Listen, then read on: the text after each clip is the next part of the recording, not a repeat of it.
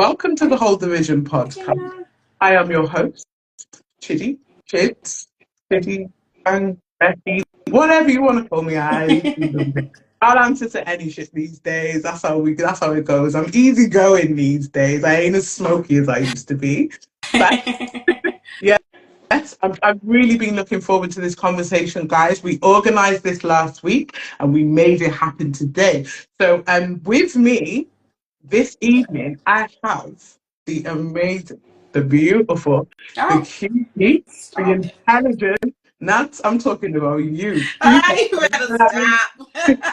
We got Glam Chat Nadz in the building. Love, guys. Love. For those who don't know me, yes, it's Glam Nadz, also known as Glam Chat Nadz on Instagram. I'm an author, radio presenter, and a podcaster. So, Chidi, we work together, but I am so pleased to be on your platform, my lovely. Thank you for inviting me. And I'm so happy to have you here. I've been waiting to get you on. And I knew that this conversation was just going to suit you. So, yes. And also, we have with us the amazing, the intellectual, the scholar that is Hoyt Kwaku Timmons.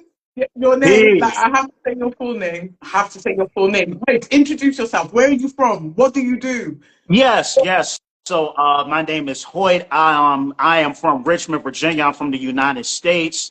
I am the host of the No Truths Barred podcast, where I get into social critiques, music, and history. And Chidi, I am super thankful for you inviting me onto the Whole Division podcast platform. I love what you guys are doing in the UK, and it's always a great chance and opportunity. And I love any way that I can support the platform. So salute, and I'm looking forward to the conversation tonight. Yes, Hoyt. Yes, Hoyt. Wow, Hoyt, what an introduction. Hoyt, am I saying it right? Hoyt. Yeah. That's it, Hoyt. Yep, that's correct. That's correct. Very intriguing name. Very nice. Yeah. What does it mean? Yeah, it's a really odd name. So I'm named after my grandfather. His name was Hoyt, and I did the etymology of it, and it's actually a Irish. It's like Irish origin. So what happens is when I meet people and they cannot pronounce my name, I just tell them to call me Derek, my middle name. So that's kind of what I do with people. Derek. That's so cute. That's brilliant. You know what? A lot of people I think sometimes it's just ignorance when people can't say, and it's the most simplest names. Like, they can't say those names. I just don't get it. I think it's ignorance, but we move and we get called whatever, Yeah. But guys, I've got some topics for us this evening. So our first topic is going to be, this is America, the current political state. The second topic is post-traumatic growth. And the third topic is alignment or ego. And I will give you a bit of context on those topics before we speak about them. I also have a scenario for you both, just to break things up and make it a little bit spicy. Ooh. So, guys, this is America, the current political state. Hoyt, because you are in the United States, I think it's only fair to go with you first. You spoke to us. Tell us what's going on. So, I know we only have an hour, and when you think about the current political state in America and what's going on with Trump, this could go out to a 5-hour conversation. So what I will say is that I always said that Barack Obama represented what we thought America was, and I think Trump represents what America really is. Yeah. And when you examine the election and what happened, people argue. You saw the argument that Kamala Harris didn't have a policy that she was running on. But when you look and you examine Trump, he didn't really have a policy. But when you looked at Kamala Harris, she wanted to do things for new parents, first-time homeowners. She was open to canceling student loans across the board. She wanted to look at ways to make things more equitable for people that would be in the categorization of the middle class. And these are things that she went in detail about in various interviews. But the argument was that she didn't really have a policy. But one of my things that I think that showed in this election, it's a quote that I saw, that it said that people would rather let an empire burn than to hand it over to a woman. Mhm. And I think what we saw was that there was a lot of hatred and misogyny that fueled this election, because I heard conversations in private, I heard conversations amongst people in public about the fact that they thought women were too emotional to lead. And it's funny, we placed the idea of a woman being emotional on Kamala Harris, but Trump was so emotional that when he lost, he tried to instigate a coup against the United States. He had people storm the Capitol, threaten to kill Mike Pence and stop him from solidifying the vote, threatened to capture Nancy Pelosi, Mitt Romney, so many other politicians that were on Capitol Hill that day. These people smeared feces on the walls of the Capitol. But once again, he's a man and he's supposed to be stoic and calculated, but it's the woman that's emotional. Yet you saw that Kamala conceded. So I think it was a lot of misogyny involved. There was a lot of racism involved as to why people voted against her. What we see right now that's going on is that before people were scared of a Trump presidency, but we didn't know what to expect. Sean Hannity did an interview with Donald Trump, and what people were scared of was the fact that he was going to abuse power. So there was an interview with Donald Trump and Sean Hannity, and Sean Hannity, in the simplest way possible, was asking Donald Trump, if you are elected, can you promise the American people that you will not abuse power? Can you promise the American people that you do not want to be a dictator? And he couldn't answer this. And his response was, I'll only be a dictator for day one. What makes this scarier is that John Kelly, who was in the Trump administration, said that said that Donald Trump wanted to have military and people around him akin to what Hitler had. And what makes it even more scarier, and I want to hear you guys' perception outside of the States, but what makes it scarier right now is that this Project 2025 and the Heritage Foundation, many of these people that wrote on this project were part of the Trump administration or part of his think tank. And furthermore, Donald Trump is coming into D.C. He wants to remove any opposition in any governmental departments that may oppose him. Whereas last time, 2016 through 2020, there were people that would fight back or that would say no, people that gave him pushback. But he's coming into a Republican House, a Republican Senate. He has a Supreme Court that's heavily conservative, and he wants to place his appointees over every major department in this country. And that's the scary thing. Yeah, that is crazy. I wanted to touch on something you just said. You said that correct me if I'm wrong, but you said something on the lines of he might not be the person that we want for the job, and he seems to be the right person for the job. Nadz, I know me and you briefly touched on this subject the other day. What are your thoughts on the whole thing in America right now? I think obviously it's always going to be a lot easier to pass judgment, being on the outside of watching it all happen.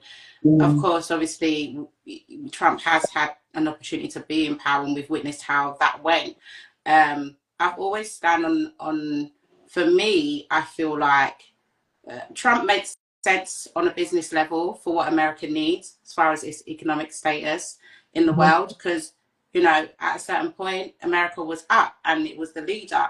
And, slowly but surely, the rest of the world is watching America like, well, you guys really ain't on top the way you think you are.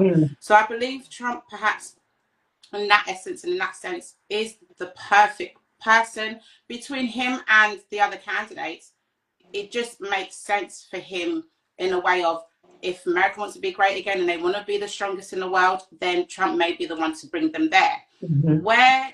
Where obviously it causes issues is his supporters and is the extreme lengths that they will go.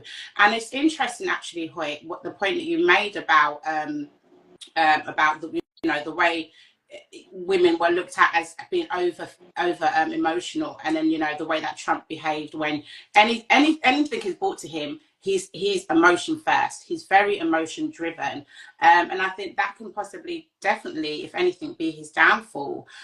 I don't particularly look at Trump and think he is a bad person.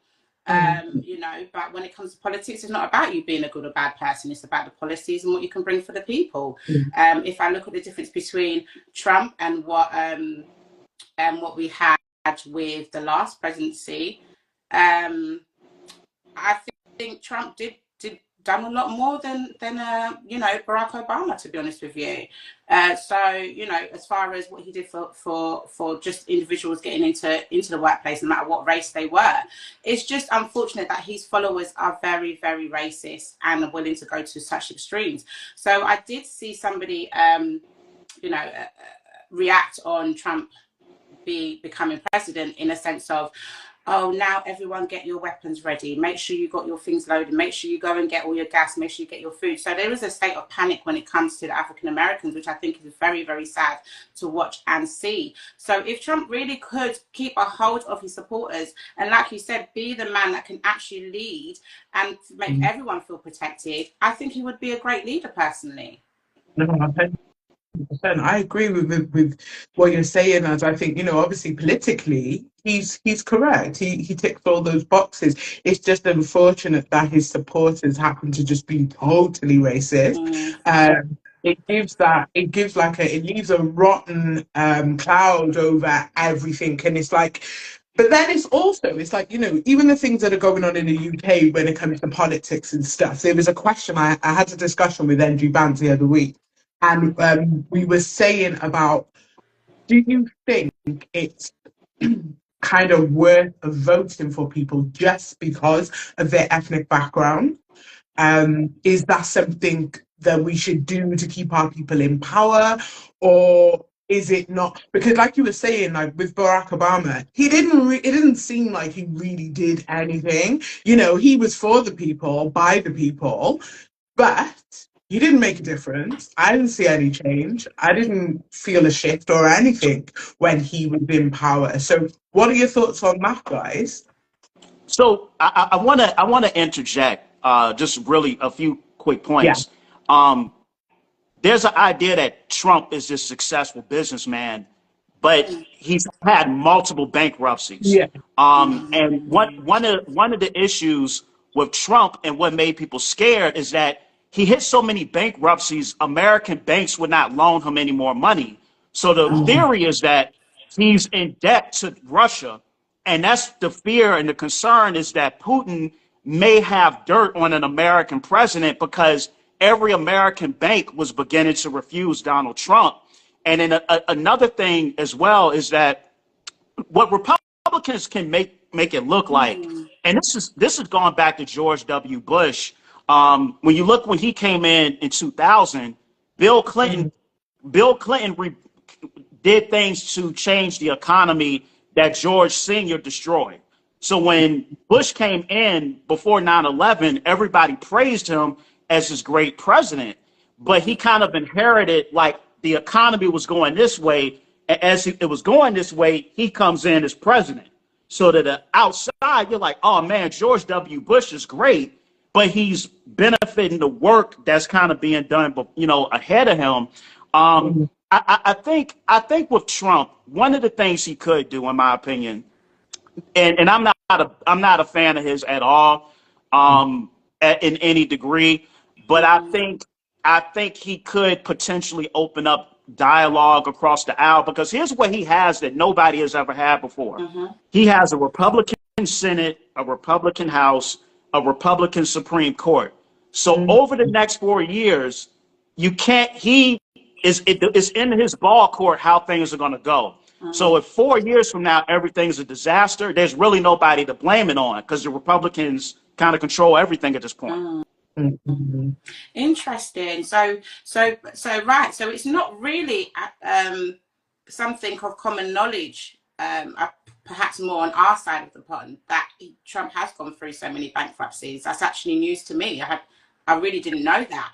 I think the perception of Trump being this really great businessman is definitely out there. So that's very, very interesting point that you made there. I think when it comes to what the doors that Trump can open, he seems very much anti-war to me. Whereas when I look at the other leaders, they're so easily led into yeah, yeah, this will solve our issue. Let's go into war. Yeah. Let's do this. Um, it's interesting about the whole Putin and Russia, because I feel like whether it's Trump or somebody else, Russia's always going to have something over America or an American president.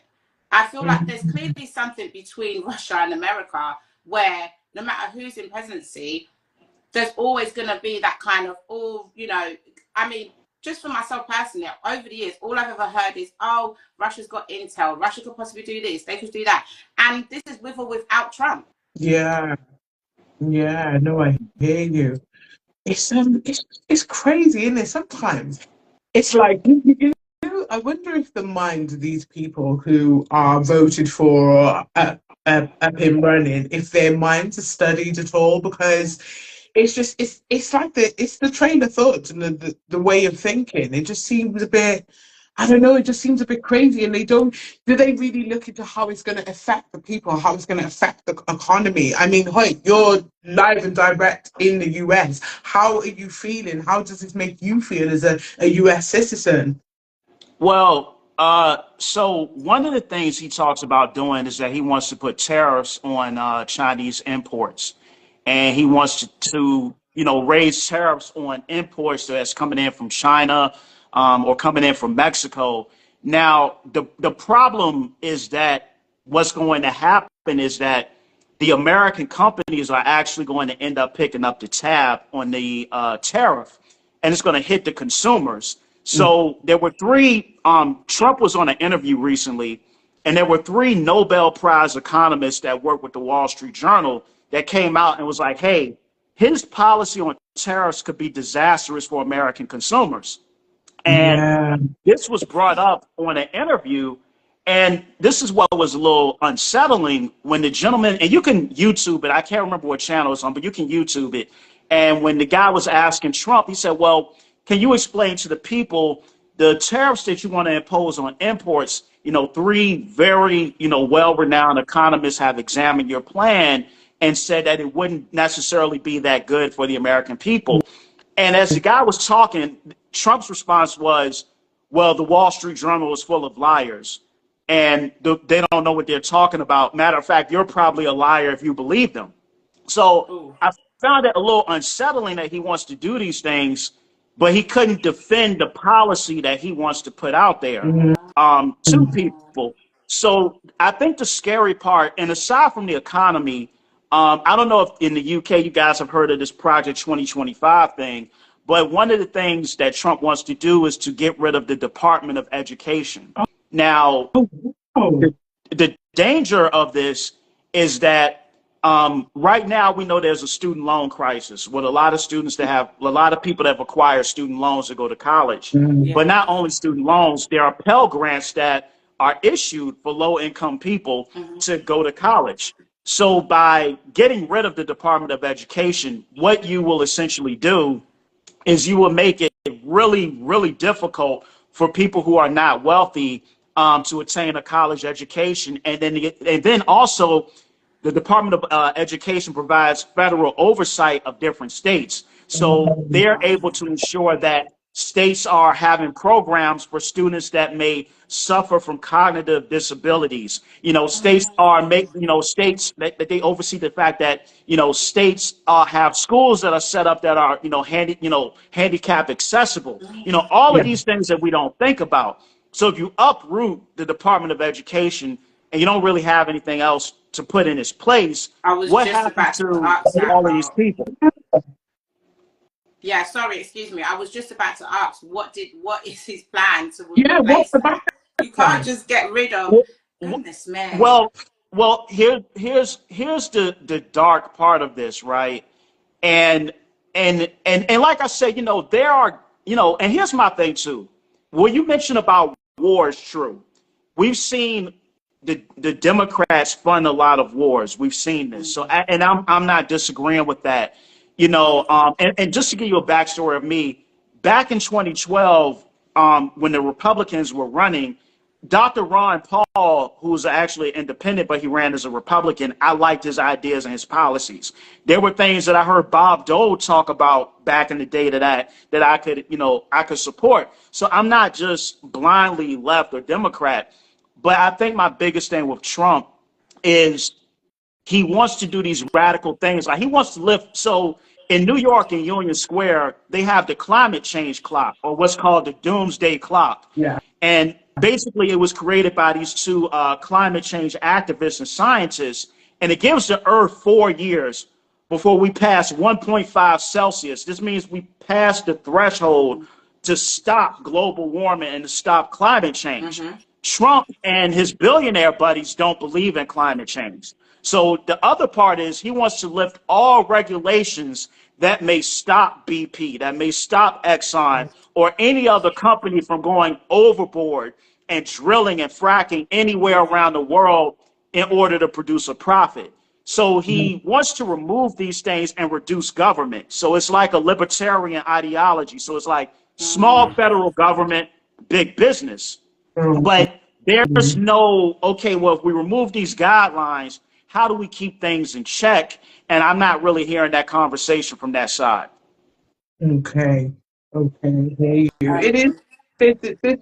There's certain elements of, the guy. I'd say he's intelligent in part of it, but some of the things that he proposes are quite insane. It's like, how can you take things away but have nothing to replace it? How can you, disability is a very big thing. It's a big thing in the UK as well. There's so many different disabilities, not just visible, So what about those people? Where do they fall into anything? It's like, where's the help for them? It doesn't make any sense. And the fact that he has nothing to back it up, that's quite disturbing. I'm learning a lot tonight, guys, I'm learning quite a lot about the state of America, because America's crazy. Because you have no, whereas we have the NHS, the health system and stuff, there's no, you lot have to have healthcare and you have to pay for it and stuff. Yeah, so it just seems like it's just going down. Yeah, sorry about that, guys. The kids just came back from athletics training.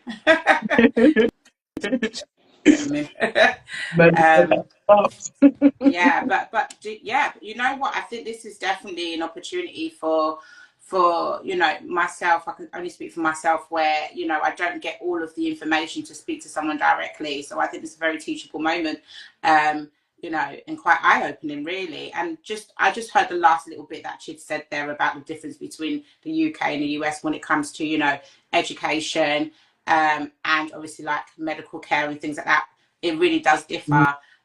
So yeah, the effects of the education system coming down off of someone just feeling like it's not needed, rather than looking and thinking, well, not everybody's born with a silver spoon in their mouth, and not generational wealth clearly isn't there because of the history of the American people and what's happened with the race wars and things like that. So this is very insightful. Very, very insightful. Very insightful. And Meltme says that it sounds like a computer game, which is, and she said, which is what they're trying to do here with the, in regard to the healthcare system. They want us to have private healthcare because it's hard to sort of rely on the NHS. It's really tough. And it's just like, I just don't know, what way we going. Is this the new world order they spoke of so many years ago? What are we thinking? Is this where it's going? Yeah, I think it's interesting how you touched on the climate change situation. I wouldn't class myself as a conspiracy theorist. However, I say I'm a realist. And personally, for me, the research that I've done, I believe the world does go through its own cycle. And that whether or not it's literal what the Mayans meant or what this generation meant or whatever, the world has clearly gone through its births, its resets, and its death. And I think sometimes it's a symbolic thing rather than it being a literal thing. But at the same time, of course, pollution is high. We can't negate that. All over the world, between China and everywhere, really. Of course, there's countries that are you know, the air quality is very, very poor. So I wouldn't say it's not an issue. I would just say that sometimes I feel politicians use it to fearmonger us rather than really looking at the fact that the world will go through its cycle, it will die and it will come back in essence, whether that's glaciers melting down, whether that's the North Pole, you know, things are going to melt and then they're going to come back in a different way. You know, once upon a time, the world really, I believe, was one in a sense of we didn't have all the seas parting us. You know, slowly but surely those things happen. So, you know, and I'm sure the people back then felt that when the Earth's crust are moving, oh my God, the world is ending. So it's just a matter of the knowledge that you have at the time and your resources and what you're able to do with it. So when it comes to the whole climate change, I think it is politically driven, you know, but that doesn't, like I said, negate from the fact that pollution is very, very high, and there are things that we could do to help stop that, as far as like overfishing and things like that, and looking after our oceans. It's for our own quality of life more than anything. Yeah, for us, because us who suffer if this was to crumble, if things do become so polluted that we can't drink our water, can't do things, and we have systems in place that's supposed to clean the water and cleanse it and keep it pure. None of that works anymore because of the way of the world, because of the way the man is using man-made things to pollute the world. Melanie mentioned something which I was going to touch on as well, and she said a lockdown did the air a good thing too. It did, it really did, because in lockdown, the sky was bluer, the grass was greener, the air was cleaner, there was nothing going on because the whole world was shut down. And I believe, I really do think that every now and again they should do this. This is what they should do. They should stop people from, we have like maybe 5 days where we don't drive or where we don't do certain things, just to clear the air and give Mother Nature a chance to do what she's supposed to do, in a world that we live in now is advanced and all the technology we have. How are we supposed to do that? Good evening to everyone that's joined so far. Big up yourselves. Big up Glam Chat Nadz.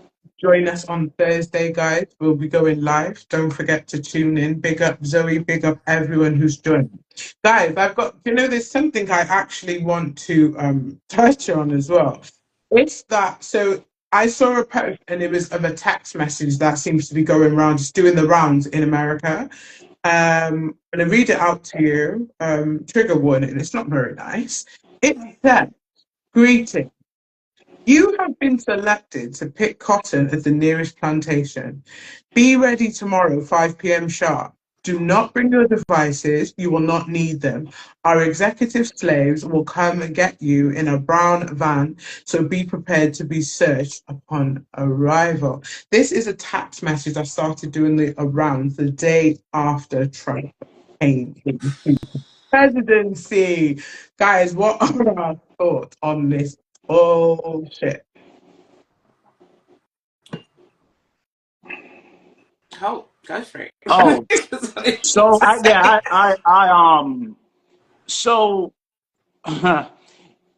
it's funny. I don't think we should be surprised. So the week prior to the election, there was a parade. It was a MAGA Trump parade in a county in Pennsylvania. And what they had a woman dressed like Kamala Harris in handcuffs and chains walking behind a car, but it was to simulate the act of dragging her behind a vehicle. Yeah. So, and keep in mind, MAGA is a party that David Duke, the former Grand Dragon of the Ku Klux Klan, he endorsed Donald Trump. And then there's a guy, if you look him up on YouTube, it's this guy named Jared Taylor. And he's a white nationalist. And he goes around debating different professors, economists, etc. Like, he's super popular. And he had an interview recently, and the guy was asking him, well, why do you support Trump's policies so much? And he said him and other white nationalists, they support Trump because if Trump is able to implement his policies, it'll stop the disposition of the United States from white people. So he said if he's a follower of Trump because the way Trump is going to govern will keep power in the hands of white Americans. This is Jared Taylor. Look at his interview on YouTube. And he said this is why he's a follower of Donald Trump. So to your point, what Trump's presidency allowed, remember when they had the riot in Charlottesville and you had all the people with the tiki torches, Yeah. and these people died, someone got ran over by a car, and these guys were saying they will not replace us. And what they were saying was Jewish people, other minority groups would not replace us. People were asking President Trump to denounce racism and white supremacy. He wouldn't do it. He said that there are fine people on both sides. So I don't think we should be surprised when, and Nick Fuentes, who's another right-wing white nationalist podcaster, he always wears MAGA hats, and he made a video recently saying, "Your body, my choice." And it was kind of taunting women, saying that, yeah, it doesn't matter if it's your body because of MAGA is our choice. So anyway, point being, I don't think we should be that surprised because it's something about him and something about his rhetoric, whether directly or indirectly, that pulls that sort of a crowd in. Yeah. That was that was a lot. I don't know what to say to that. Sadistic, isn't he? Like his thought process is fucking.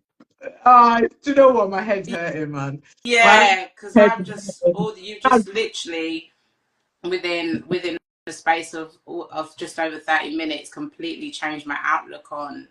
Yeah, because I wasn't, when you try not to look at things like, because I'm not into politics yet. Politics, actually, it just makes me sick, innit? So I just try and think, do you know what? You look at the candidate and you try and you tick the boxes and you sort of compare and you see what is good for what and what is not good for what, whatever, yeah?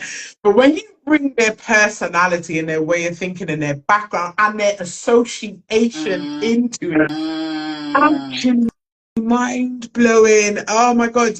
Verbs is saying, yeah, Nick, I can never say this guy's surname, but Nick F. calling, is the geezer that said racist stuff to King Richard's girlfriend for dating black man on a parenting podcast. Yeah. Oh, yes. is it? Yes. Yes, I remember this. Yes. Wow. Crazy. This is what I'm saying. America's the world's like a simulation, but see America's scary. My auntie lives in Boston and she's not about that life. She's like, time to come home. Because it's quite scary, isn't it? To think that, the people in power have these kind of associates and they're the people that they power with. Yeah, that's horrible. That's absolutely horrible. Hoyt, you've hurt my head this evening. I'm not gonna lie. I don't, like I said, I don't mean to, and once again, I believe in being critical of everybody. There's things that, I'm critical of Kamala about. I'm really critical of the Democrats about. I'm really critical of the Republicans about. So, we have to, I think what we have to do, whether it's in the UK, whether it's in the United States, you have to be critical of your politicians. You have to hold their feet to the fire. And because what we forget, well, I don't know what you guys call them in the UK, but in the US, technically a politician is considered a civil servant. Keyword servant. Right. So you're serving you're serving your constituency. You don't really have power over us. We elect you to enact things that are going to better the people, not just the people that vote for you, but the lives of the people that don't vote for you. So we just got to be critical. Nobody's infallible. Nobody should be a king. Nobody's above reproach and critique. Yeah, 100%. Because even when you look at, is it Pamela? How do you say her name? Kamala. Yeah. Yeah. Because for me, I kind of looked at it and thought, you know what, I don't really agree with neither. But if it could have been the worst case scenario, is someone coming from Biden's administration being in power? Yeah. Because when I look at the history of Biden and all of the skeletons in their closets, the same as the Clintons and all of the skeletons they've got against humanity, not even just against race, people of melanated race, right? When we look at just humanity overall, the crimes and things they've committed. Oh yeah, right. So sometimes with Trump, I kind of felt like, well, at least you know what you're getting with him. Yeah, Excuse me. you Yeah, know, in the sense of, yeah, if he's going to say some really egotistical, racist, narcissistic, whatever, sexist things, we know that it's coming from Trump and he's not got nothing else to hide.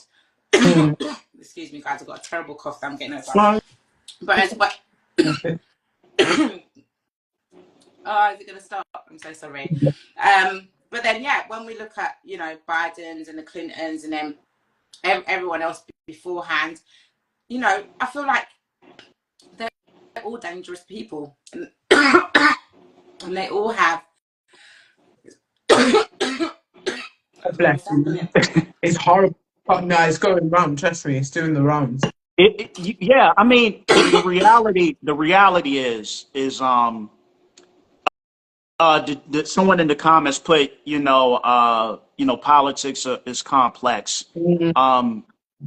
What I would say is, the United States, I mean, good and bad, whether you're talking about slavery, whether you're talking about like war crimes that have been committed around the globe, like the Gulf of Tonkin incident, which got us into Vietnam or what have you, right? There was like 240 to 260 years to build this republic. The danger is that it can kind of be torn down in a matter of years if you have incompetency, at the seat. And my problem, like I said, with and like I said, with Biden, one of my big issues with Biden, even Kamala, is that they kind of cosplay the blackness when they want our votes, and then once 100%. they get the vote, 100%. we don't really see them again. But that's that's not to say that we have a better option, on the right as well. And this is why I say I'm critical of people, and once again, under Obama, one of the things that happened was Afrikaan became a real thing. So this just facilitated more imperialism on the continent. But then at the same time, you have with the right, and then with people like George W. Bush, the Iraq War decimated our economy. So because of that war, we're still rebounding 20 years later.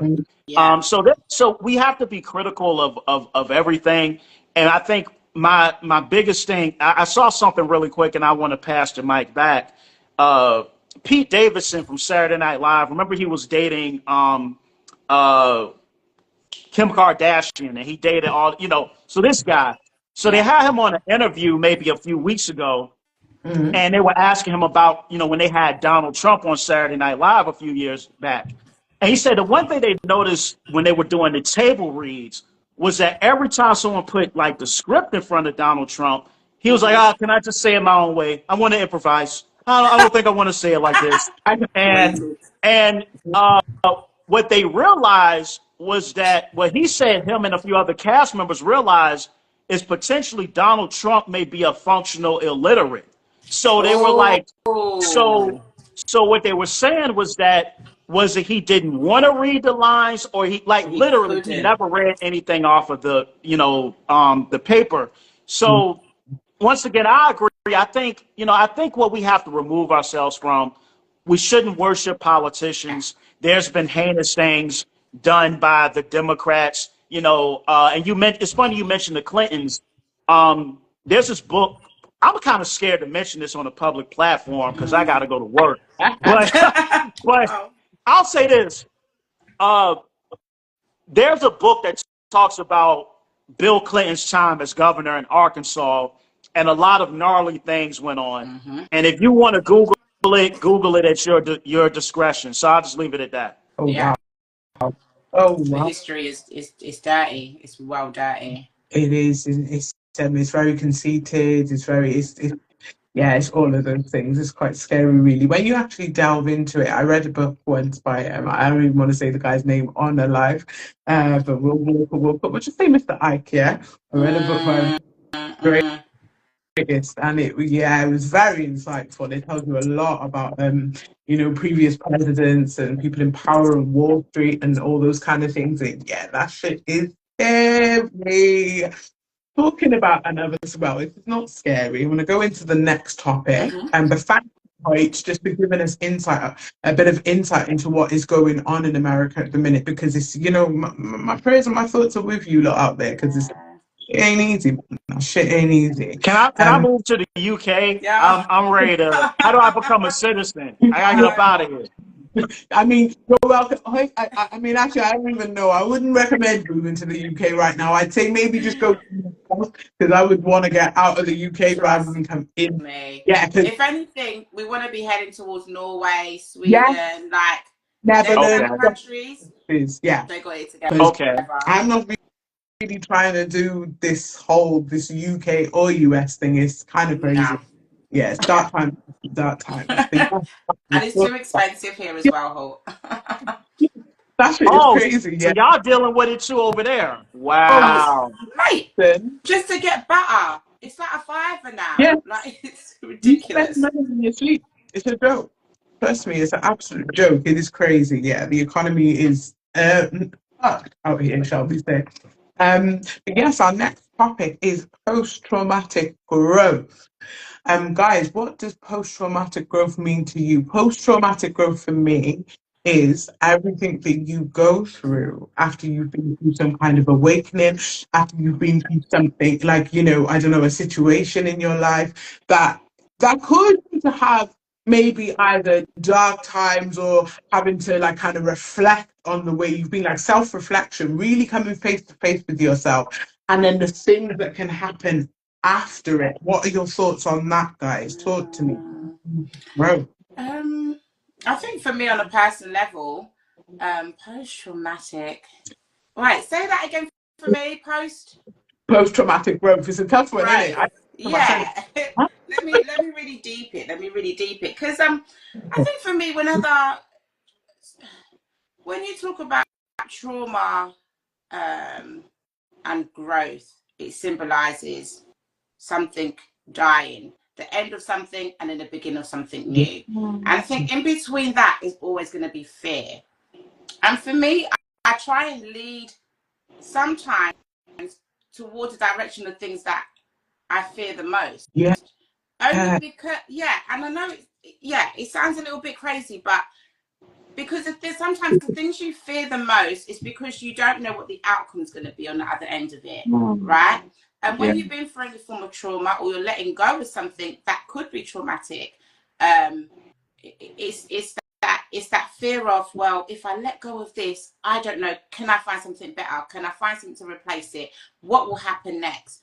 And the thing is of staying in that fear element of not wanting to take that leap and just going into the unknown, sometimes as calculated as you can be, is that you'll never get something new. You'll be stuck in the old, and you'll forever be either discontent or content with, you know, whether that's a toxic environment, whether that's an unhealthy environment, whether that's an environment that doesn't actually allow you to grow. You have to sometimes step into something new. So for me, whenever I go through a transition or a change, I always look at the positive in it. That whether that's me looking at myself and saying, well, how did I cause some sort of, how did I play a part in this situation happening, first of all? So accountability. Learning to be self-accountable is so vital for growth, because you'll never look at, you know, if you never hold yourself accountable, you'll never know what your weaknesses are. Therefore, you can't then say that you're strong in something if you don't know what your weakness is in the same thing. You can be really great at something but still have a weakness within that thing, right? Whether that's a personality trait, whether that's, you know, a habit you have or whatnot. So accountability, self-reflecting, and then also being able to tell yourself things like, I don't like to have yes people around me. That's one thing about me. I like to have people around me that are level-headed enough and care about me enough to tell me when I'm either wrong, indifferent, right, whatever the situation, right, and also uplift me in my moments of weakness. So I think it's vital, in order to have growth, to have people around you that aren't yes people that will really genuinely look at you for who you are, all your flaws, all your beauty, everything that you know, because we possess it all. We're not perfect human beings, right? And then the second part is to give yourself grace. the third part, should I say. So give yourself grace. Because with that means you give yourself, there's patience to learn, to grow, to evolve. And always be willing to learn, because we don't know everything.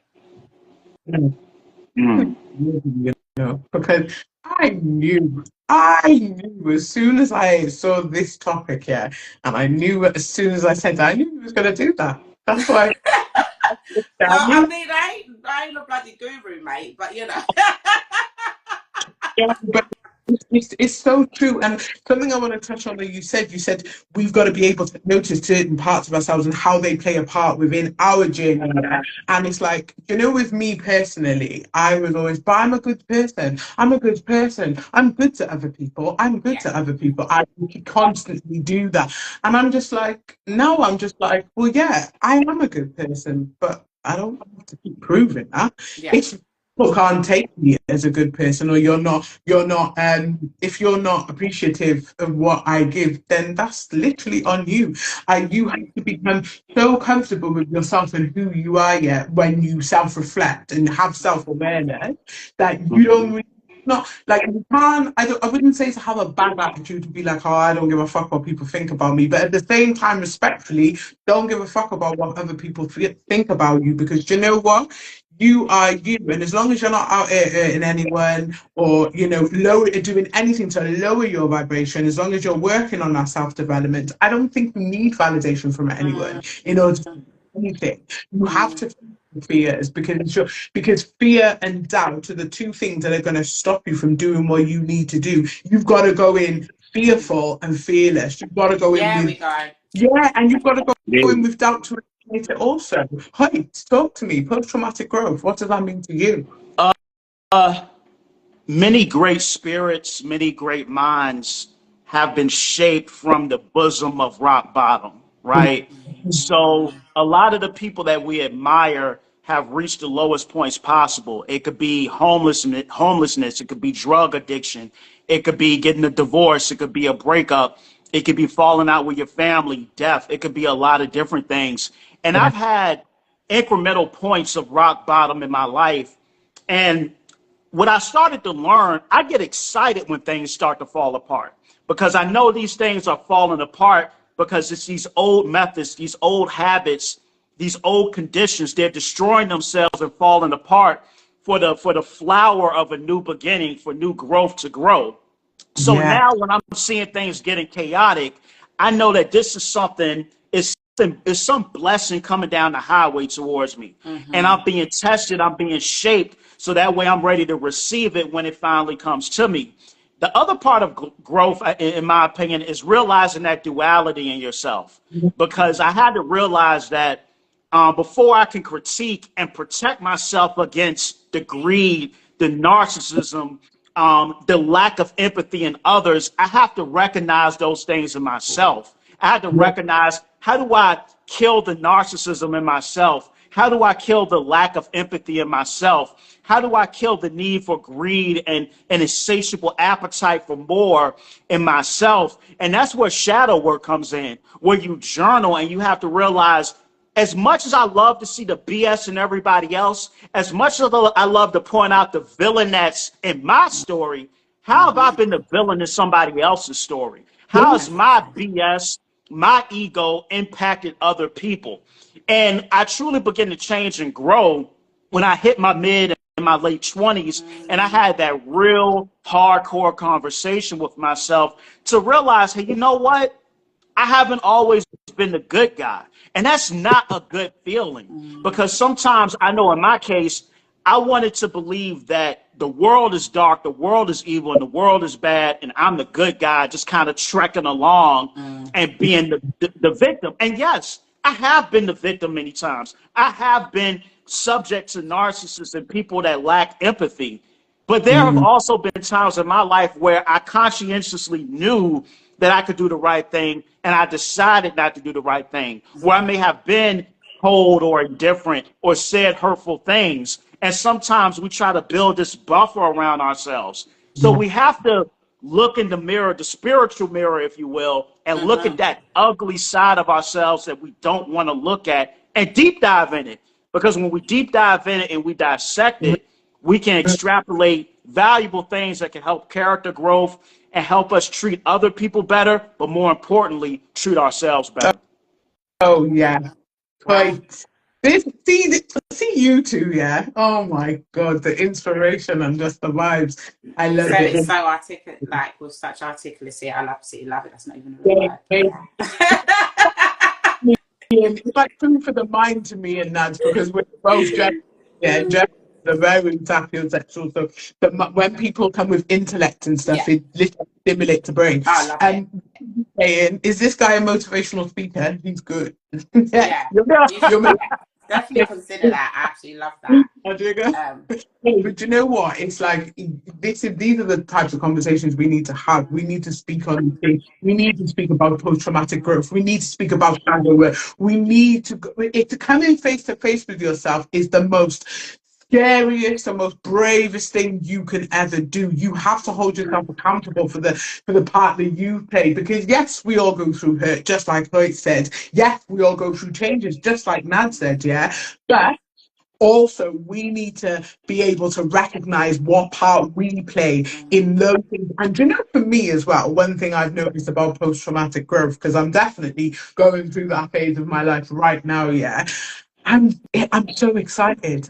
I'm so excited, yeah, because I know that everything that I've been through, all the work I've done, the self-development I've done, and we're going to keep learning and we're going to keep moving, but everything I've done is leading me to a better version of myself. So by me being a better version of myself, my life is going to get better. Yeah, my health is going to get better. My whole financial state is going to get better. Everything gets better. And also, what I've learned as well is you have to leave. You have to be grateful for the person that you've been. Yeah, because if you have been that person, you wouldn't be able to become this person and this version of yourself. And also, as well, you cannot take, you know, that saying where they say you can't take like old experiences into new ones. You got to be able to learn through it, work through it, and just literally be thankful, but move on from it and dump it and say, you served me at a time, yeah, but you don't serve me now. And that's Yeah. what we do. Talk to me. I I know think, you got more to say. yeah, I also feel like what's important to acknowledge also is that with inner growth and, you know, it's like the growth on the outside, whether that's perceived in or it comes out within, you know, getting a new job or being successful in whatever you're interested in being, with growth, people are going to get hurt along the way of your journey. And sometimes it's not intentional. It doesn't make you a bad person that along your journey of evolution and growth, that people might be hurt. And I'm saying whether that's emotionally hurt or they might get lost in you elevating and growing, they might get left behind. But that's just sometimes because we also know that not everybody that you started with you end up with here, and because we all have our own paths in life, it's not because it's an intentional thing of, oh, because now Chidzz is doing this and she's doing that, but she doesn't love the people that she's met along her journey. You know, it just means that in order for you to grow, sometimes you do have to also shed.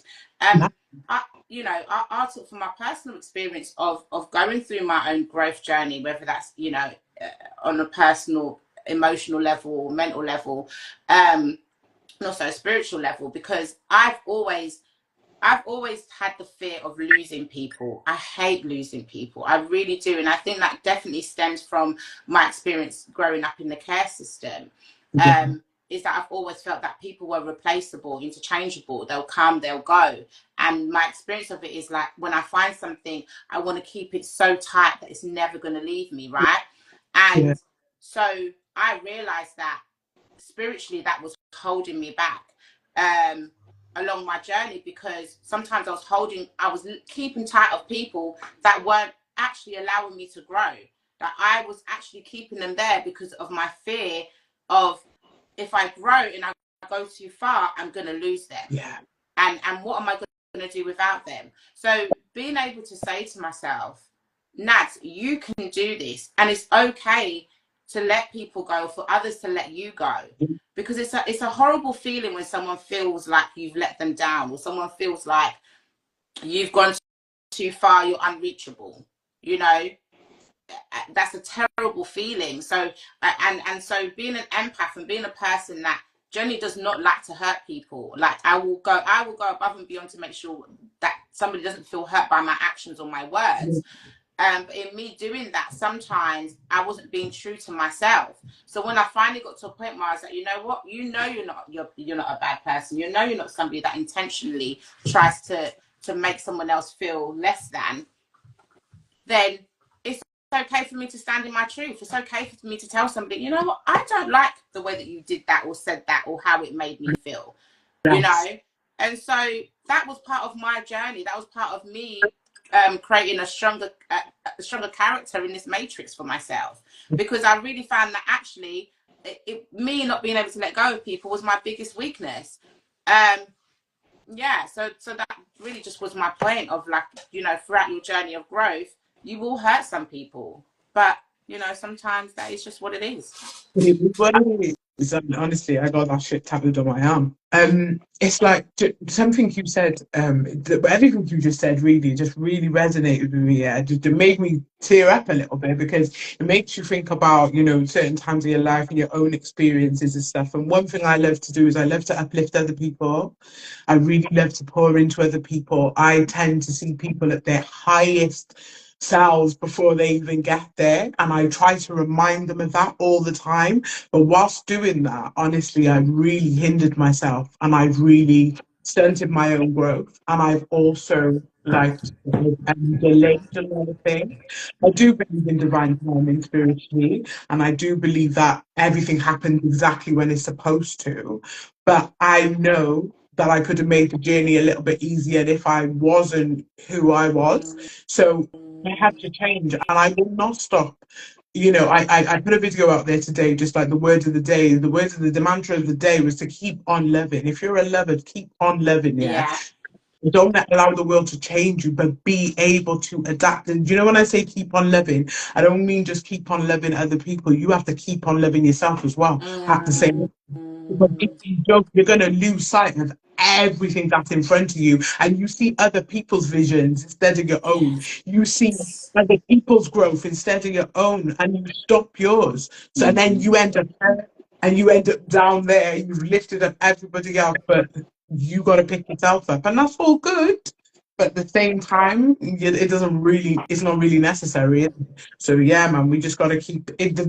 It's about elevation. The only thing is literally up from here. Do you know what I'm saying? So yeah, man, like that. I love that. I'm gonna read some of these comments. So Miss Mag UK 79, big up yourself each and every time for joining. She says, I agree, bettering yourself. Some people don't like it and won't be on your journey. I've seen this.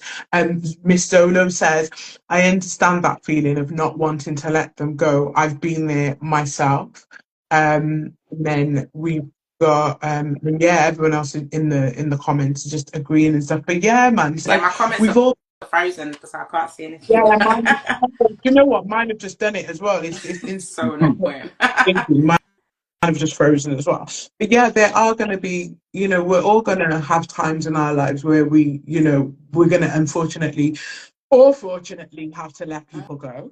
And sometimes it can hurt. Sometimes it can feel like a relief, though, because I do feel that. Because you know, see this shedding part of my journey. Yeah. Oh my God, this felt great. Family, friends, associates. Oh yeah, great. Everybody can get it.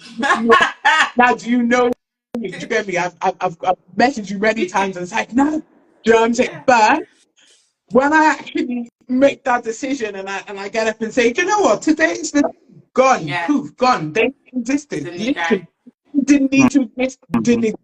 The ones who did exist in my world, yeah. The ones that did play a part. Thank you. Indeed. Thank you. But I'm growing. Because everybody you meet in life plays a part in your journey. Whether they're just the extras in the background or they're the main characters along with you or whatever, everybody plays a part. So they all have value. You know, sometimes the value is negative because it's negative to teach you a lesson. Yeah. So, you know, every experience, I value every single person that I've met on my journey of life. I'm just talking in general of life. Do you know what I'm saying? Whether they've brought trauma to my table or not, because it's made me a better and stronger person within myself. I no longer seek validation from others. You know, so that even on the point that you made, Chidzz, of, you know, yeah, I'm such a good person, I'm a nice person, I don't hurt anybody. But you know what the matter of the fact is? Sometimes I do hurt people. Sometimes we do. Unintentionally, sometimes I just do. But, you know, but I can't keep saying how much of a good person I am, because where does that serve me? Where does that serve others? Instead of saying I'm such a good person, just be a good person. Just do things out of love, and love is always going to come back to me. 100%. But I think sometimes in life we have to realize that when you're a very positive person and you emit real genuine light energy, you are going to attract dark. Like that's just, indeed. yeah, it could be to test you, it could just be just because that's just the way life is. You are going to attract that, and it's just really for you to learn how to create a good sense of judge of character, and to also use all of your senses. So when we talk about spirituality, well, then you listen to your spirit, you listen to your body having a physical reaction to somebody being around you in your aura, you know, because you can sense those things when someone's around you and they've got dark energy, and you think, oh, there's just something about that person, you know, and you might keep meeting the same character over and over again, because you've not learned how to discern when to walk away from something like that, or how to deal with somebody like that and energy like that around you. But with light beings, we're also healers. So with our words, with our, you know, I've always been told that someone told me once, right, about my smile, right? And I always like and I probably still do dislike. I do. I don't really like to smile, guys. Okay, but I was told one time by someone that was just randomly stopped me and was like, your smile can heal people. And I thought, that was a spirit guide right there. Yeah. And I thought in that moment, it was on the bus, and back in the day when I used to be riding the bus, and I thought, oh, that is so lovely of you to say that, but I really hate my smile. And it's not the smile, and it took me a bit of time, real soul searching, to realize that no, it's not the physical smile, it's the feeling, it's the emotion, it's the energy that it brings off to another soul and a being that needs that in that moment. Come on. So I thought that was really powerful for me to learn on my journey. Beautiful thing. What I'm saying is, sometimes I feel the universe sends us messages, whether it's in the form of a person, whether it's a song, whether it's just words you hear or something you read, is to remind you of who you are and the frequency you're vibrating on as well. Do you know what I'm saying? Like, sometimes, don't get me wrong, we can all be low vibing. I can be low vibing as fuck, yeah? And especially when I sense bad energy, or I just don't like bad energy when something's off. And I used to to myself, and I'm like, fight with myself, battle with myself, literally, and be like, no, come on, James, don't be bad, man. This person's man, I will not. I'm never doing that again. See me, I believe that your gut, yeah, it's like a second brain, and it tells you what you need to know. So you have to listen. DJ Sticky Fingers. Sticky fingers. What he's saying, I can't actually I think it's said, when the lights are low and we're getting freaky, ain't no one bothered about the smile. Oh, sticky. Wow. Sticky. Good night, Sticky. Good night. I want to go to sleep. Just kind of relates to this topic. It was making me think of this quote that Mike Tyson said, and he said that a man that's a friend to everybody is an enemy to himself. And a lot of times, in the idea of you trying not to hurt people, you hurt the most important person, which is yourself. And life is about duality. And when you look at the the yin and the yang symbol, and you look at like these principles, like the masculine and the feminine principle, and it's funny because there's something that can be learned from everybody. So if you're in the arena of business, or you're in the arena of doing something in a creative endeavor or what have you, then there may be some slight narcissistic traits you may need to implement to protect your dream or to protect where you're going to. So, there's certain things that you may need to bring into, your circumference to keep yourself going that on a superficial level, it looks like it's bad and it looks like it's negative. But you have to have that duality with everything that you do. And we have to have the reality, and this is something that's impacted me. My youth, primarily, I grew up where I wanted to appease everyone at my own detriment. I wanted to be liked because for so much of my life, I've often been an outcast, a pariah. Like I grew up as a single child. So my interest, what I liked, what I used to like to read was abnormal to everybody else. So to fit in, I was like, well, you know what? I'm going to assimilate and accommodate what other people like, what their interests are.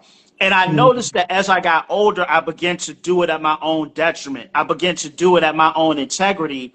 And when you get to the point where you're hurting yourself, you're compromising your own integrity and what you truly want to do and who you truly are on this spiritual journey, then you're no longer really being a good person. A good person is not going to compromise or hurt themselves, but also a good person is not going to exploit others. A good person is not going to go around and just rock with people that they get bad vibes from. So I think it's all about trying to find that balance. Yes, 100%.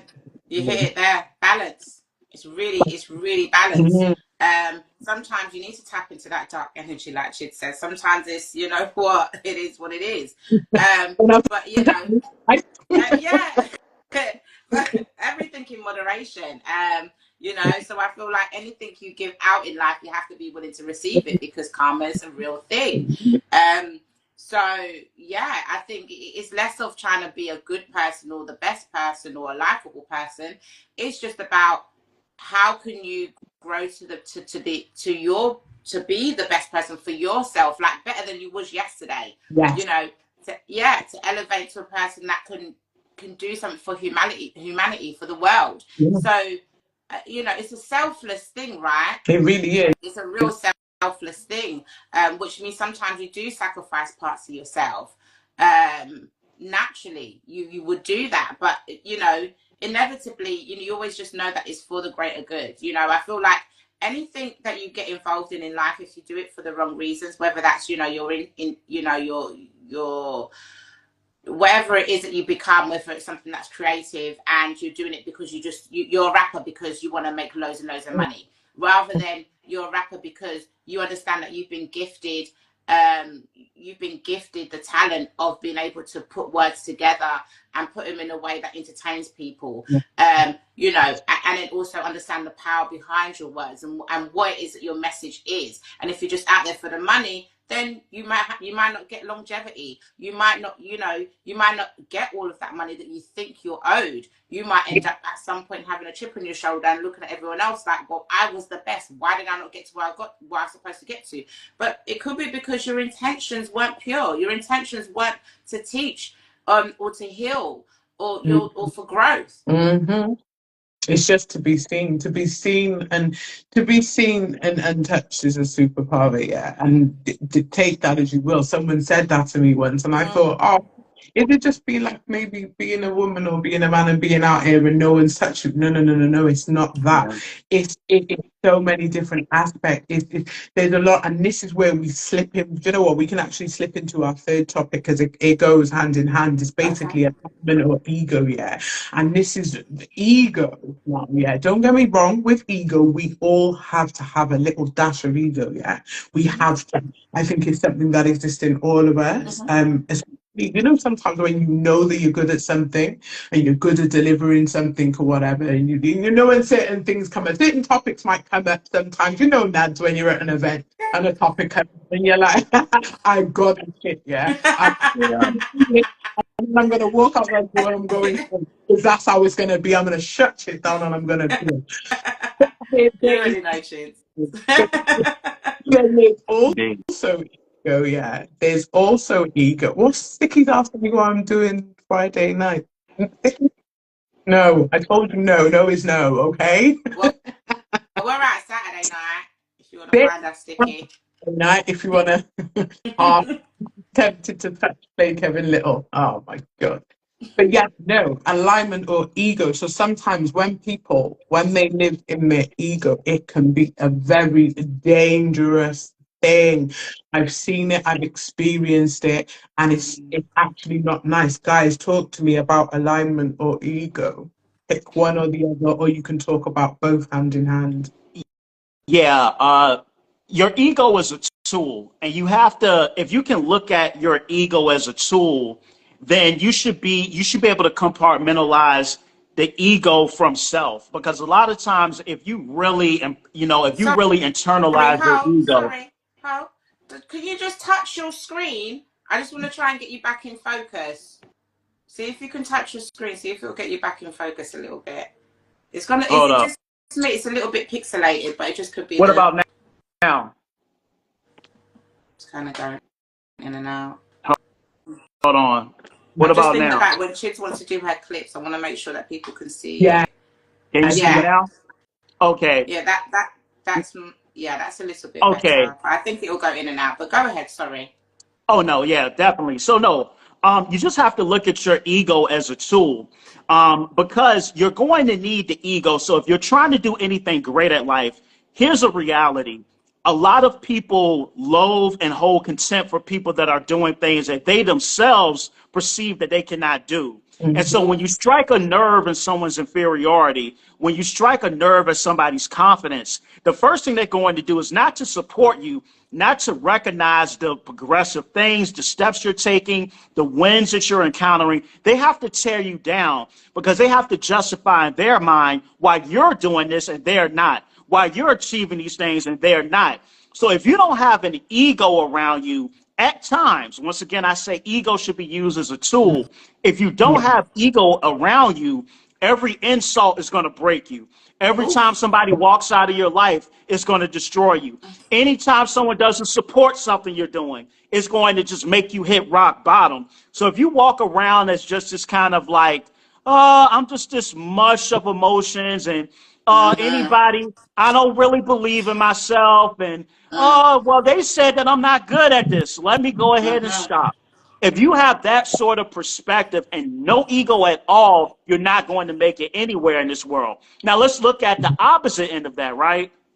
If you internalize your ego and your self-worth and your validation is based strictly off of your ego, then what that also means, if my ego is being, I'm going to use your example. If my ego is being a great rapper, right?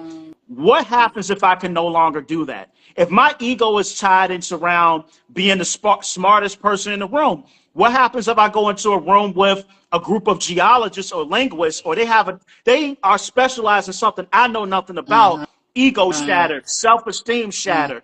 If my ego is built off of being the best dressed or having the most money, then when that thing is taken away from me, or I'm incapacitated and I no longer can do said thing, then it makes me devalue myself as a person because I didn't look at that talent or tool, or excuse me, that talent or my ego as a tool to enhance my life, but I rather looked at it as a way to get my validation. And we see this the most in athletics.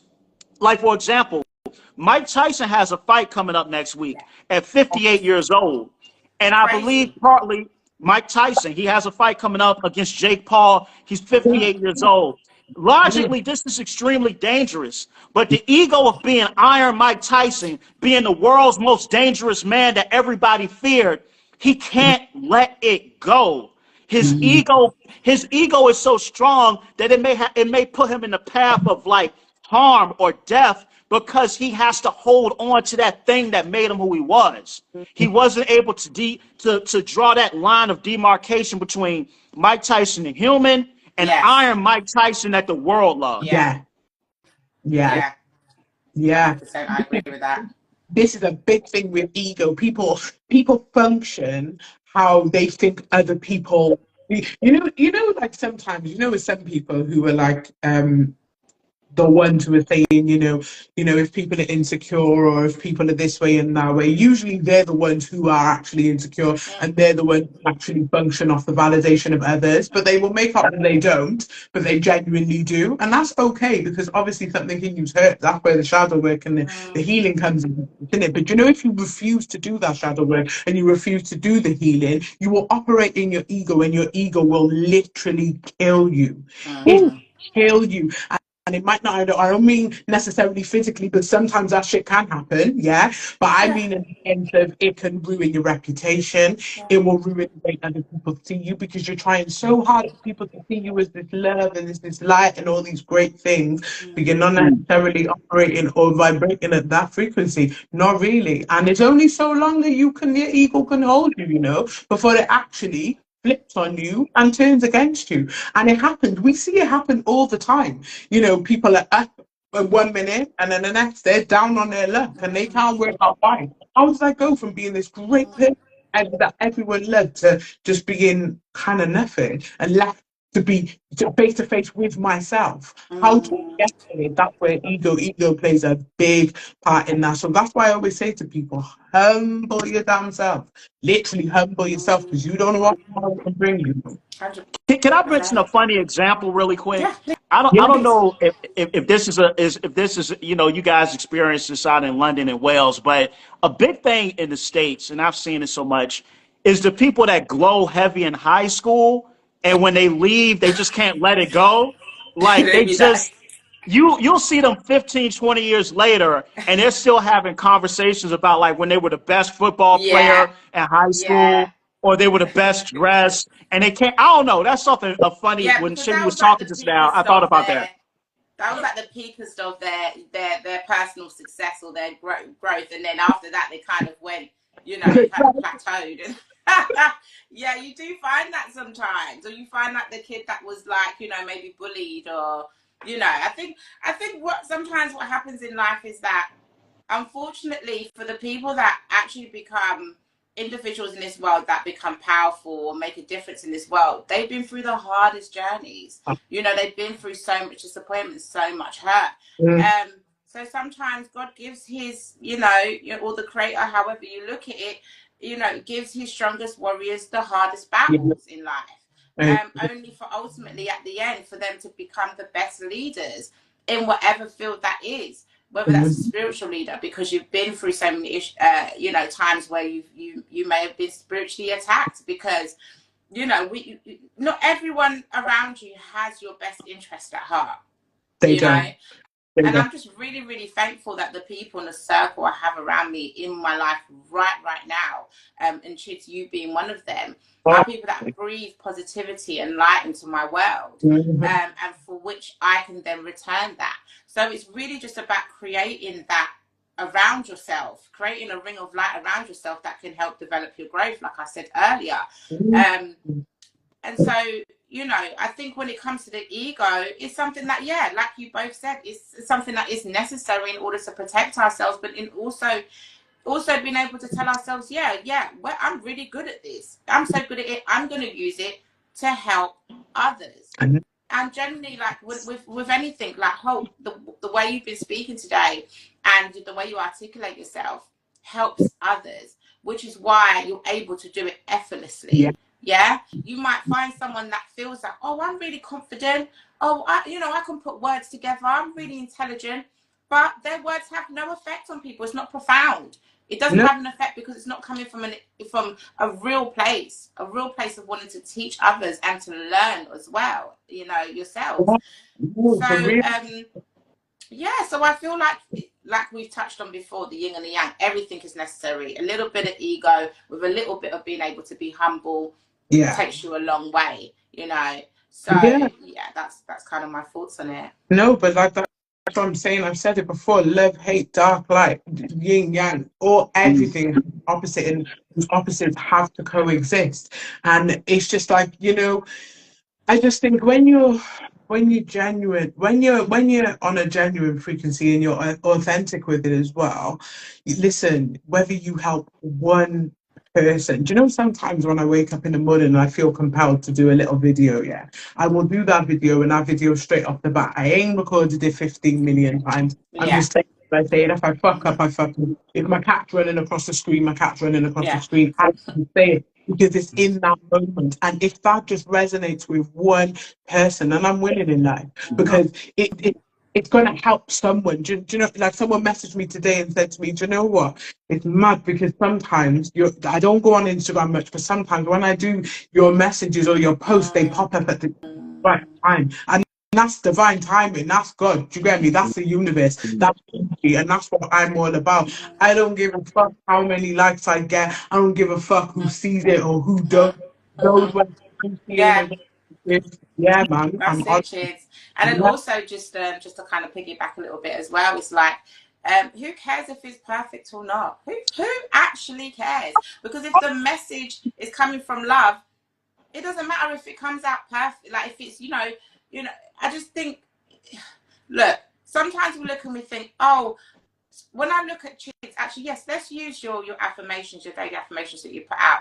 I look and think, oh my God, she's so brave. She's so amazing to do that, because I couldn't do that myself. Perhaps I could do it, but I wouldn't be able to do it the way you do it. And that's okay, because that's unique. That's something unique to you. That's a gift that you've been given. That's something that's there to inspire others, right? That's not for me to sit down and think, oh, I wish I could do it like that, or I could do it better, or I did it. No. And I think also it's not about us searching to be the perfect person or the perfect messenger or the perfect this. There's no such thing as perfection. We are all, the beauty is in the imperfections. We are all beautifully imperfect. That's the way I look at it. So sometimes when people might see me online and, oh, Nadz is being crazy, Nadz is being silly, or, whatever. Well, that's just me. Sometimes I mess up a few words. Listen, I was just going to say, you said, obviously I'll do my affirmations. I don't give a fuck. My boobs will be swinging. My bonnet will be up. I love it. But see how you do your time with Nadz at the radio and all that. See me, I couldn't do that. I couldn't do that. I'd be hot and bothered and thinking, shit. But now she's just cool, calm, and collected. She comes on, she does her thing, and it's such a vibe to watch. And that's you. That's your personality traits. That's what makes you you. Do you know what I'm saying? And likewise, a lot of people don't realize that we're all individuals. We're not here. We're not supposed to be here competing. Yeah. We're all social beings living a human experience. The same experience, or however you want to look at it. Yeah, because you're born, you live, you die. Nothing matters. Yeah, nothing actually matters. So you just have to keep. That's why I tell people to keep going, keep pushing, keep shining. Because naturally the people that are meant to plug in and tune into your frequency or your vibration are the ones that are supposed to catch that and supposed to be a part of that journey. So even when you touched on me being a radio presenter, prior to that I'm coming from podcasting, and then prior to podcasting I came from being an author, and prior to that I was just a growing my own fruit and veg type of mum. And so with each journey, I put myself in the unknown and not knowing what the outcome's going to be, but knowing within myself, I have the ability to do whatever I put my mind to. And whoever it's meant for, it's meant for, right? I'm not going to be the most perfect radio presenter out here. I might mess up a few names. I've called one artist another artist's name. I've done things have happened, right? To do that shit. Things have happened. I'm not perfect at everything I put my hand to, but I know one thing is that, there's the biggest L and the biggest loss in life is never trying. Yes. Just go for it. What have you got to lose? Just go for it. Yes, Nadz. I gotta give that applause. That was some words, man, and that was heavy. And wait, before I come back to you quickly, I'm just going to read some of these comments out. So Gina Bailey says, your ego is a tool, but if you use it as a functioning method, you lose touch with yourself. Right. Gina, I might have to slam that in tomorrow, That is deep. That's a real one. Vicky, wait, hang on. Vicky's saying yes, Hoyt free. Yes, Hoyt. All right. Sticky's listening. He also says, is it his ego or is it a chance to make lots of money whilst he still can, in regards to Mike Tyson? Okay. No, it could be a mad day. It could be both. It could be both. But two things could be true at the same time. Yeah, his ego's definitely playing a part in. But he's going to make a shitload of money, but I just hope that, he knows what he's doing, because it ain't a good game. It could be a fix. It could be on a little setup, no one knows. But, yeah, man. Andy Bant said, like I said the other week, if I didn't have an ego, I would have never been able to play my role as being the main scorer when I used to play ball. Ego isn't always a bad thing, and that's true. Also, a lot of unconfident people will call others egotistical when in fact it's them who are unconfident in themselves. Do you know what? That's actually point, because there are sometimes people will look at other people and they will literally hate on them, yeah? Like, Yeah. I've seen it. You know, when, like, I've seen people look and they're like, did you see such and such? But I'm For thinking, what reason? why are you being bad mind? If you don't like it, I feel like if you don't like something or something doesn't resonate with you, or if you don't like the way someone's doing, just scroll past. Keep scrolling. Yeah, it's not that deep. Never. Let me interject here quickly, and I apologize, but you spoke some super duper truth just now. There's a weird thing with human beings where I heard someone said that envy is just a misplaced combination of love and hate. So people love you, but they hate you at the same time, and it leaves them captivated by you. Yeah. So you will see people that are observant but dislike you. Yes. And you're kind of like, what is that? So yeah. Yeah, that's so interesting. That's so interesting, because sometimes it could just literally be the way that you draw other people in, or the way that your light affects others, and they can see that. And sometimes on your journey, you may not see how you affect others. You may not see that within yourself, but others looking at you can see that. Hold on, when they walk in the room, they have a different type of energy. The way people react to them is totally different. So you know, and sometimes if they can't be a latch onto that and leech off of you, they'd rather hate you, you know. But then even them being a leech on you is in a way them hating you anyway, because they're not allowing you to grow. Because you've got this leech. Can I introduce? I apologize, Chitty. I spoke over you. I apologize. I'm sorry, I didn't. Do you know what? It was a delay, so I didn't even hear you speaking. But just one thing quickly is, but my grandmother used to say to me, you know, sometimes people will hate the way others love you. Ooh. Matting. Talk to me, brother. Talk to me. Have you? I feel like you all have heard of this, so I feel like I might. But if just by the nature of this conversation, I feel like both of you have heard of this. Have you ever heard of the concept of stealing someone's destiny? Oh, yeah. So what they thought was their destiny.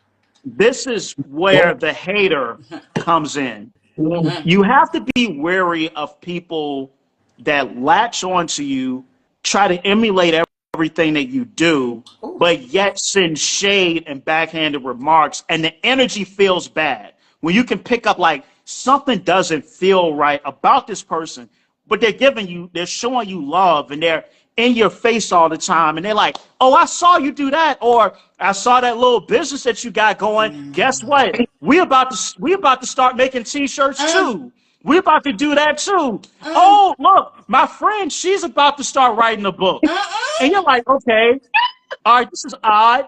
And you notice that out of everybody, they're around you the most. They call you, they want to hang out. They're above, and you're like, they want to know what the next step is. They want to know what the next thing you're doing. That's it. They want to keep tabs. And what happens is sometimes people will try to emulate your spiritual path and your walk.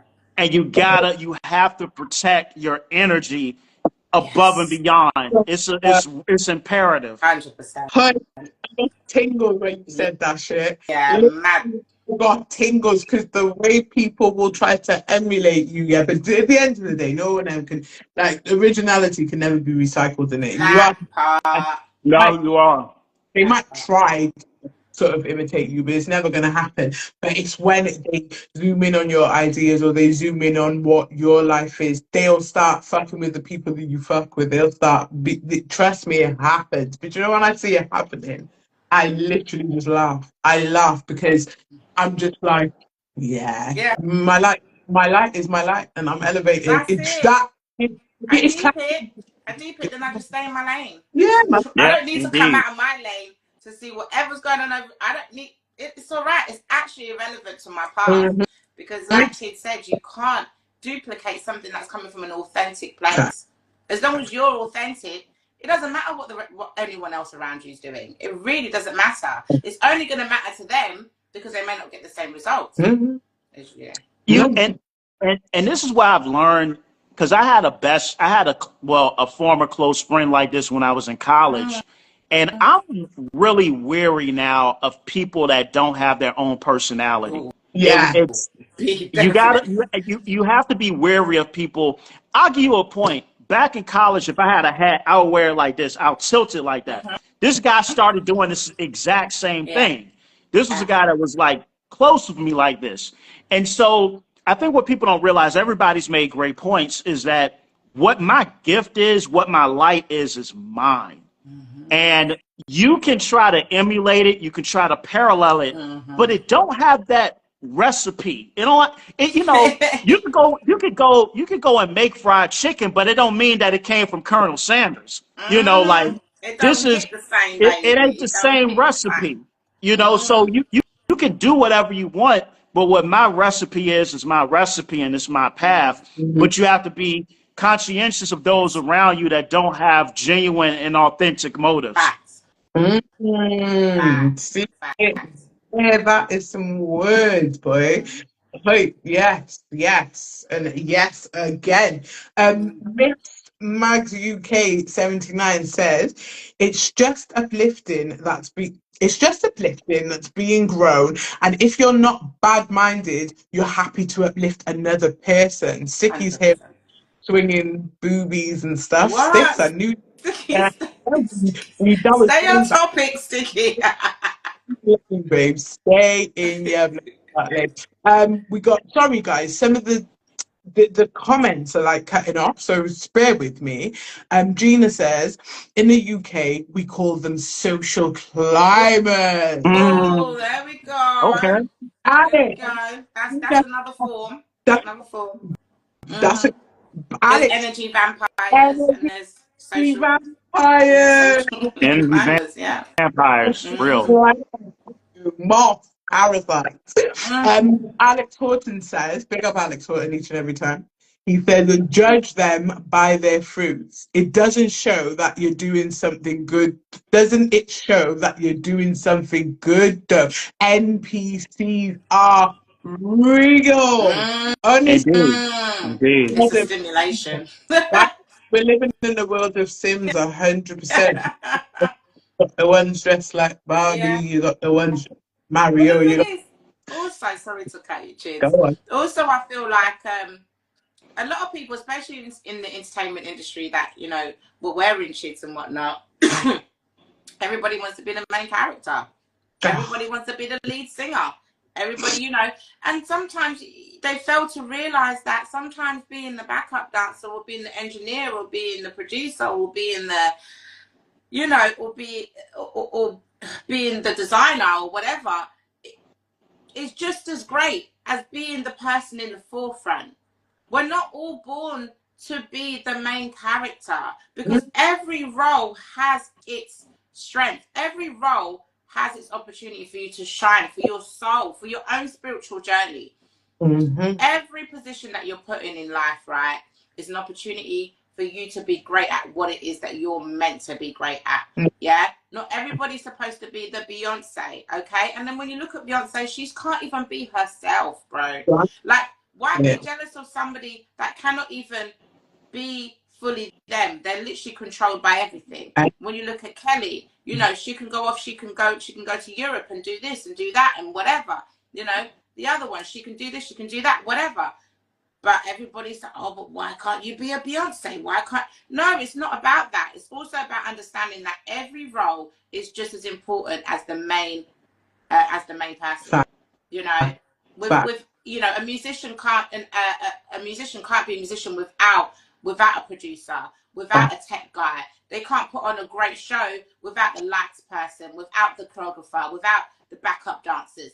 Everything plays its part, and sometimes people have to be comfortable in the positions that they are and stop trying to override the frequency. You're trying to override the system and think you can trick the system to become the main character, and that's not your destiny.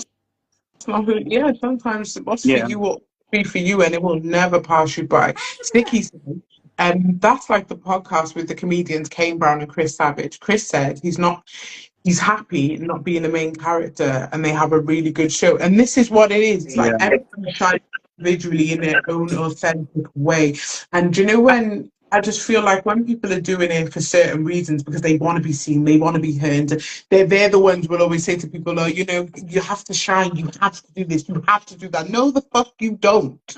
You don't shine. No, you don't have to show up this person all the time. Be who you are, and be it unapologetically. Because you know, being who you are, somebody's gonna feel it. Be on that you are, and keep being a dope person that you are in however you see fit. Somebody's gonna feel it. Do you know? Yeah. That's I agree. I agree. You know, just one thing to anybody that's like an NPC, a hater that may watch this, I'm gonna give you a little bit of advice, right? And I got this from Andre 3000. Andre 3000 said, "Don't ever hate or be envious of anyone, because you don't know where people are gonna end up." So the person that looks like they're the man today may be a nobody tomorrow. And like, for example, I don't know if you guys remember Nelly.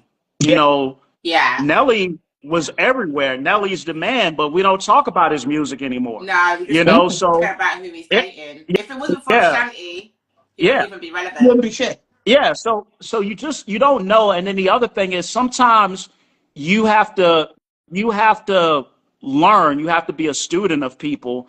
And, you know, in one capacity, you will probably have to, you know, I've been under people, I've studied under people, I've been back up third, fourth, fifth to people at times in my life. And then there's been times where I've been on the front line. So you have to know that different seasons are going to call for different things. There may be a season where you have to be the main person. Maybe you're pushed into a situation, you know. Then there's going to be seasons where you're going to have to be the third or the fourth guy. But sometimes being the good third or fourth person can prepare you for that moment where you will be in the front. 100%. Yeah.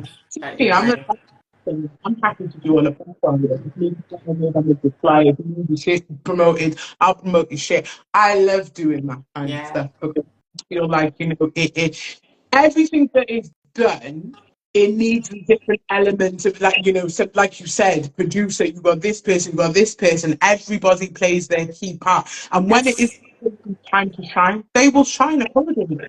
It doesn't mean we're not all fighting for this spot to shine. It's weird, and I find it nice. I know you can relate, because you find this. Like, see me, it was a big time where I just stopped going to events and I stopped doing things, because I thought, fucking hell, everyone's out here trying to fight each other, like, because like, and I'm looking at all you motherfuckers, and then none of you are shining. Like, you look like a bunch of dickheads right now. Do you know what I'm saying? And it's like, I can honestly put my hands up and say the only 2 events I have ever been to, and I'll say it live on the big internet, is Nadz, your event, came to it, felt welcome, felt all those things, and Jedi's.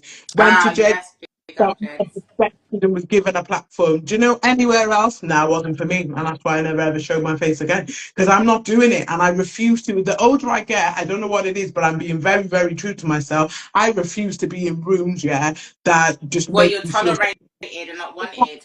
Fuck that. Fuck that too. I've been having people telling me what to do, where to stand, where to go, how to speak, how to. No, I'm not none of that. If I can't go in rooms where I am celebrated for myself, then me and you can't run ever.